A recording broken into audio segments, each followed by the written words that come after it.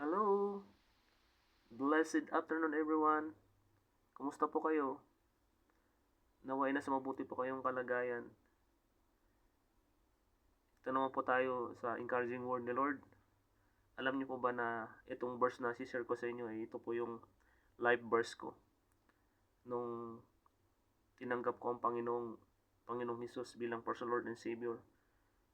Nung nag-start po akong lumakad sa Kanya, ito po yung life verse ko sa Jeremiah chapter 17 verses 7 to 8.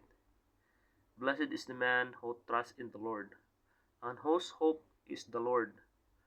Verse 8, for he shall be like a tree planted by the waters, which spreads out its roots by the river, and he will not fear when heat comes, but its leaf will be green, and will not be anxious in the year of drought, nor will cease from yielding fruit.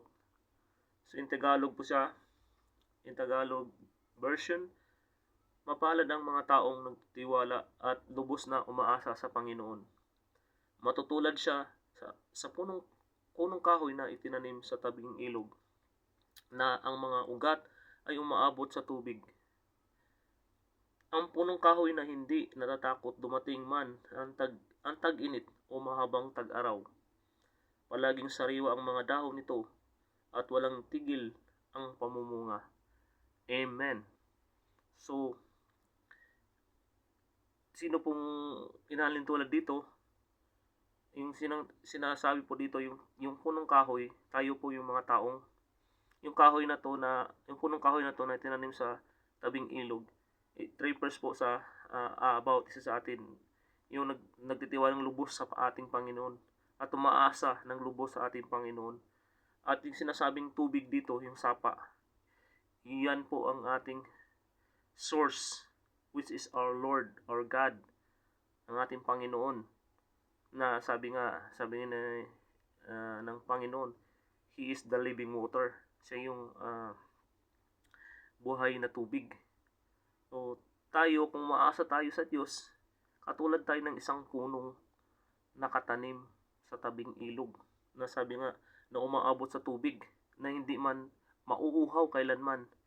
At so, nung ito naman yung sa verse 8 naman, na ang punong ito, na tayo, pag umasa tayo sa Panginoon, hindi tayo natatakot dumating man ang tag-init, mahabang tag-araw. Palaging sariwa ang mga dahon nito at walang tigil ang pamumunga. So tayo po yung refers na ang sabi kasi ito, yung tag-init na yun, yung tag-araw, yun yung pagsubok, mga problema na dumarating sa ating mga buhay. So, ang tunay na pagkapala at sigurado ay hindi nagmumula sa kapangyarihan o yaman, kundi sa pag-asa ng buo sa Diyos. Yun pong tunay na pagkapala. Tunay po ng pagkapala bawat isa sa atin na umaasa ng lubos sa Panginoon. Ang taong nagtiwala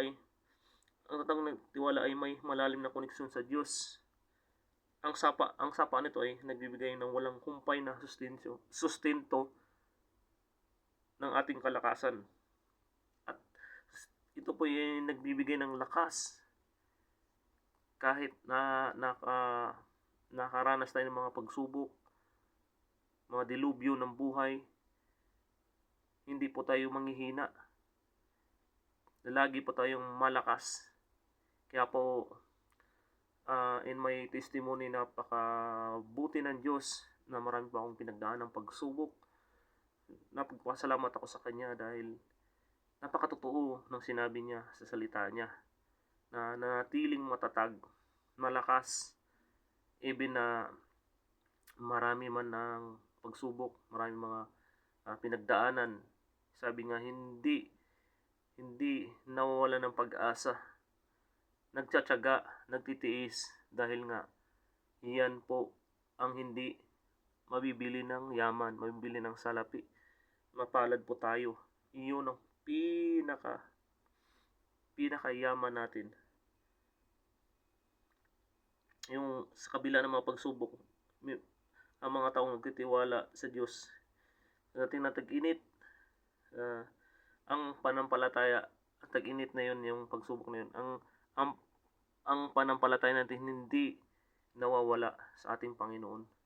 So, sabi nga, ang buhay na kay Kristo ay nagbubunga ng kabutihan, puno ng pag-asa, katatagan, produktibo.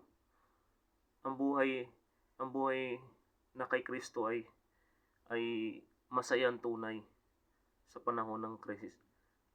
Maligayang tunay dahil nga sa kanya lamang ang lahat-lahat. So, I hope po na na-bless po tayo sa verse na to. So, let us pray. Dear Heavenly Father God, Lord, we thank you, Lord. We praise you, Lord, sa salita mo ngayon, Panginoon. Lord, kami, Panginoon God, ay nagpapasalamat, Lord, dahil sa kabutihan mo, Panginoon God. Salamat pa, Lord, nga sinabi mo, Panginoon, na kami ay lubos ang aming pagtitiwala, pag-asa sa iyo, Lord God. Lord, kami isang mapalad, Panginoon. Lord, salamat, Panginoon God, dahil ikaw ang living water, buhay na tubig, na kailanman hindi kami mauuhaw, hindi kami mawawala ng pag-asa. Salamat, Panginoon God, sa aking mga friends dito, Panginoon. Patuloy, Panginoon God, na magpalain mo sila na masabing mapalad, Lord. Patuloy silang umasa sa inyo, Panginoon God. Magtiwala sa inyo ng lubos, Panginoon God. At Lord, na kailanman, Lord, hindi kami magugutom, mauuhaw, Panginoon God. At laging sariwa, Panginoon God. Na sariwa ang aming buhay. Even, Lord, na marami pang pagsubok. Sariwa, Lord God. Lord, kami, Panginoon God, ay mamunga ng mamunga, Panginoon God.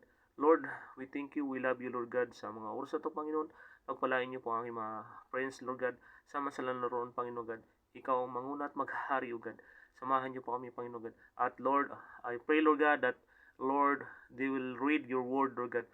Lord God, na magbasa, Panginoon God, ng bawat isa. Ma-encourage, Panginoon God, salita mo, Panginoon God, na magbasa ng salita mo, magbasa ng Biblia, Panginoon God. Lord, we love you, we thank you, we praise you. In Jesus' mighty name we pray. Amen and amen. God bless po.